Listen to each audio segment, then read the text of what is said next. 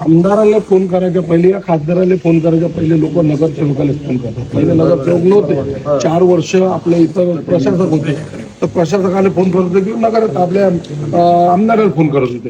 पण आता काय झालं, नगरसेवक निवडून आले, नगराध्यक्ष निवडून आले, त्यामुळे लोकांची भावना काय झाली आहे की बाबा नगरसेवकाला फोन करेल. आता नगरसेवक एखाद्या वेळेस तुम्हाला फोन करते या तुमच्या एखाद्या कर्मचाऱ्याला, तर त्यांची भाषा उद्धट आहे. तर ती जरा आता फोनवर कंप्लेंट केली की भाऊ इथं लाईन गेलेली आहे, बहुत चालू आहे, थोडंसं बघून घ्या. एवढंच समोर हे म्हणायला पाहिजे की अर्धा तासात बघतो, इथं या आणि ते कंप्लेंट करा आणि ते काही सांगू फोन हमेशा बंद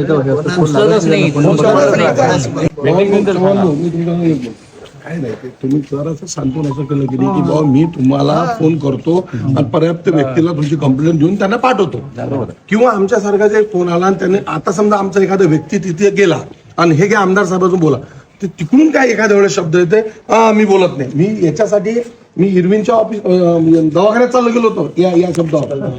त्या सिस्टरनं तिचा आवाज येऊन राहिला, आमदार किमदार मी फोन उचलत म्हणे, घेत नाही म्हणे, तू पाय म्हणे काय कोणाले, त्याची 9 वर्षाची पोरगी बिमार आहे, फोन नाही घेतला.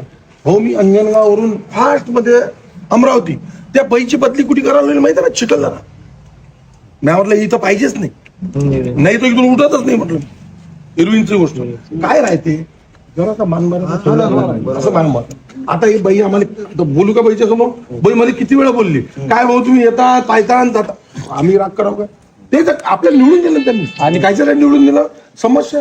आम्ही काही तुम्हाला आमच्या घरचे तर कामं म्हणून चव्हाण भाऊ तुम्ही जरा बोला त्यांना, जरा यांनी आम्हाला फोन केला आम्ही तुम्हाला फोन करू. आता आम्ही तर त्याचं वायर बदलू नाही, म्हणून म्हणतो जरा हे साहेब तुम्ही चर्चा